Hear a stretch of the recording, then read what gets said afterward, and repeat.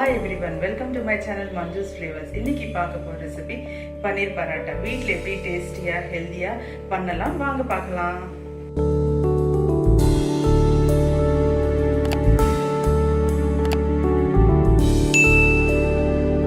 பன்னீர் பராட்டா தேவையான ingredients பன்னீர் எடுத்துக்கோங்க, finely chopped onions, 1 cup மைதா, 1 cup கோதுமை மாவு இந்த மாதிரி பிசைஞ்சு வச்சுக்கோங்க, coriander leaves, pepper jeera powder, garam masala, salt, finely chopped green chilies, lemon, red chili powder, ghee.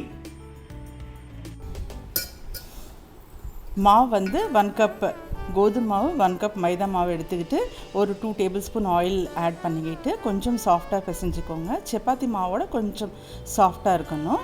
பிசைஞ்சதுக்கப்புறம் ஒரு 2 hours ஊற வச்சுருங்க அந்த மாவு.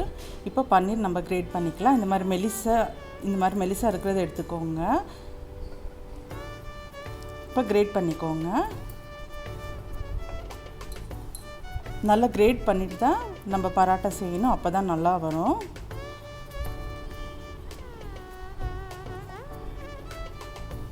இந்த பன்னீர் பராட்டா வந்து ரொம்ப டேஸ்ட்டாக இருக்கும். ரெஸ்டாரண்ட்டில் செய்கிறதோட வீட்டில் செஞ்சால் ரொம்ப டேஸ்ட்டாக ஃப்ளேவர்ஃபுல்லாக இருக்கும். நான் 400 கிராம்ஸ் எடுத்துக்கிட்டேன். பாருங்கள், இந்த மாதிரி எடுத்துக்கோங்க. கட்டி இந்த மாதிரி லம்ஸ் எல்லாம் இருக்கக்கூடாது. ஏதாவது லம்ஸ் இருந்ததுன்னா எடுத்துருங்க.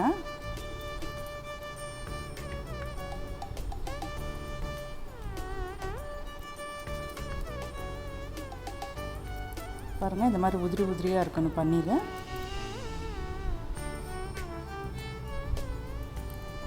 இப்போ நம்ம மசாலாலாம் ஆட் பண்ணலாம். சால்ட் உங்கள் டேஸ்ட்டுக்கு தகுந்த மாதிரி ஆட் பண்ணிக்கோங்க. நான் 1.5 டீஸ்பூன் ஆட் பண்ணுறேன், நீங்கள் உங்கள் டேஸ்ட்டுக்கு தகுந்த மாதிரி ஆட் பண்ணிக்கோங்க. Red chilli powder 2 teaspoons add பண்ணிக்கோங்க. இப்போ கரம் மசாலா 1/2 டீஸ்பூன் ஆட் பண்ணிக்கோங்க.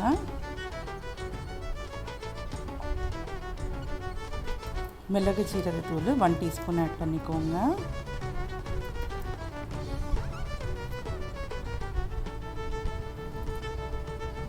அடுத்தது ஃபைனாக சாப் பண்ண க்ரீன் சில்லிஸ் ஆட் பண்ணிக்கோங்க. சின்ன குழந்தைங்க இருந்தாங்கன்னா இது ஸ்கிப் பண்ணிக்கோங்க. இப்போ கொரியாண்டர் லீவ்ஸ் ஆட் பண்ணுங்கள். நல்ல பொடியாக கட் பண்ணி ஆட் பண்ணிக்கோங்க.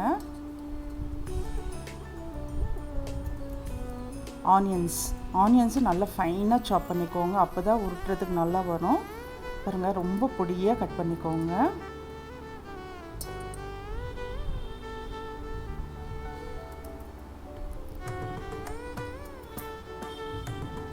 இப்போ லெமன் ஜூஸ் ஆட் பண்ணிக்கோங்க. லெமன் ஜூஸ் வந்து கண்டிப்பாக ஆட் பண்ணணும். உங்கள் டேஸ்ட்டுக்கு தகுந்த மாதிரி ஆட் பண்ணிக்கோங்க.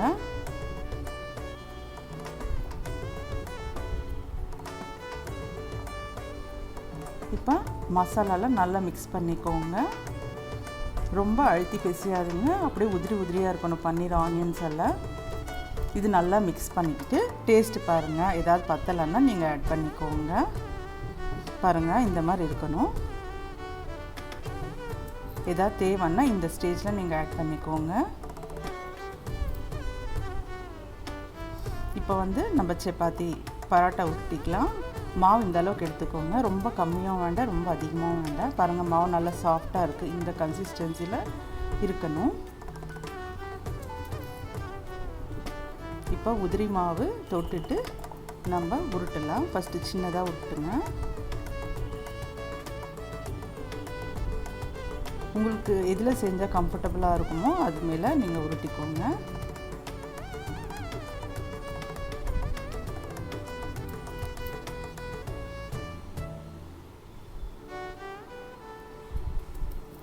இந்த சைஸுக்கு ஃபஸ்ட்டு உருட்டிட்டு இப்போ நம்ம ஃபில்லிங் நடுவில் வச்சிடலாம். இந்த மாதிரி நடுவில் வச்சுட்டு க்ளோஸ் பண்ணிக்கோங்க. பன்னீர் ஃபில்லிங் கொஞ்சம் நிறையா வைங்க, கம்மியாக வச்சா டேஸ்ட்டாக இருக்காது. இப்போ க்ளோஸ் பண்ணிவிட்டு இந்த மாதிரி எக்ஸ்ட்ரா மாவு இருக்கும்ல, அதை ரிமூவ் பண்ணிவிடுங்க. நல்லா க்ளோஸ் பண்ணிவிட்டு இந்த மாதிரி பண்ணிக்கோங்க. இப்போ திருப்பி உதிரி மாவு தொட்டுட்டு உருட்டுங்க. உருட்டும் போது ரொம்ப அழுத்தி உருட்டக்கூடாது. லைட்டாக ப்ரெஷர் கொடுத்து உருட்டுங்க. மாவு கொஞ்சம் நம்ம சாஃப்டாக பிசைஞ்சோம்னா அழகாக வரும் உருட்டுறதுக்கு. ரொம்ப டேஸ்ட்டாக இருக்கும், எல்லாருமே விரும்பி சாப்பிடுவாங்க, ரொம்ப ஹெல்த்தியும். இது ஒரு வாட்டி செஞ்சிங்கன்னா வீட்டில் அடிக்கடி செஞ்சு சாப்பிட்ணுன்னு அவ்வளோ டேஸ்ட்டாக இருக்கும். பாருங்கள், சூப்பராக வந்திருக்குது. இந்த மாதிரி உருட்டிக்கோங்க. இப்போ நம்ம இதை எடுத்து தோசைக்கல்ல போட்டு சுட்டு எடுத்துக்கலாம். ஃப்ளேம் வந்து மீடியமாக வைங்க.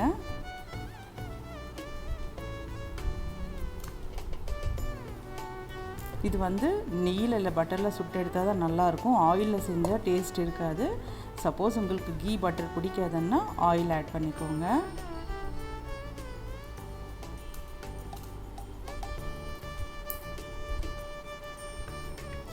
எங்கள் வீட்டில் எல்லாருக்குமே கீ தான் பிடிக்கும், அதனால நான் நெய்யில் தான் சுட்டு எடுக்கிறேன்.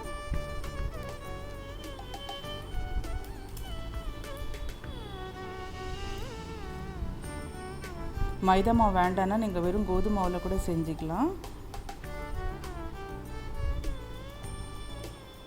பாருங்கள், சூப்பராக வந்திருக்குது.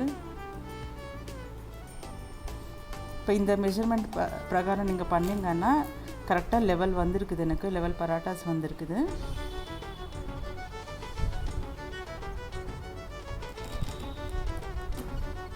எல்லோரும் செஞ்சு பாருங்கள், ரொம்ப டேஸ்ட்டு நல்லாயிருக்கும், எல்லாருமே விரும்பி சாப்பிடுவாங்க.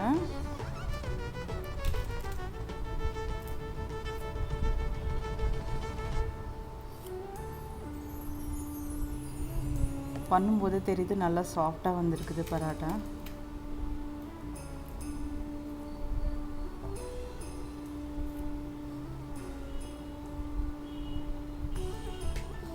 நெய் கொஞ்சம் தாராளமாக ஆட் பண்ணுங்கள், அப்போ தான் நல்லாயிருக்கும்.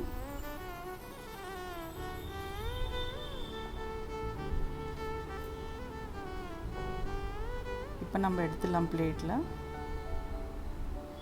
பாருங்கள், ரொம்ப டேஸ்டான பன்னீர் பராட்டா ரெடி.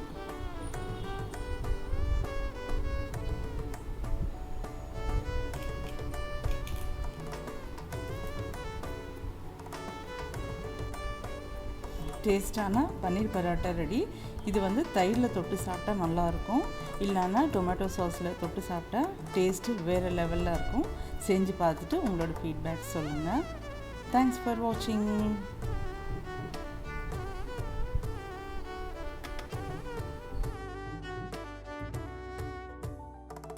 இந்த வீடியோ பிடிச்சிருந்தா லைக் பண்ணுங்கள், ஷேர் பண்ணுங்கள், சப்ஸ்கிரைப் பண்ணுங்கள், ஃப்ரெண்ட்ஸ் ரிலேட்டிவ்ஸ் கூட ஷேர் பண்ணுங்கள். Follow me on Instagram and Facebook.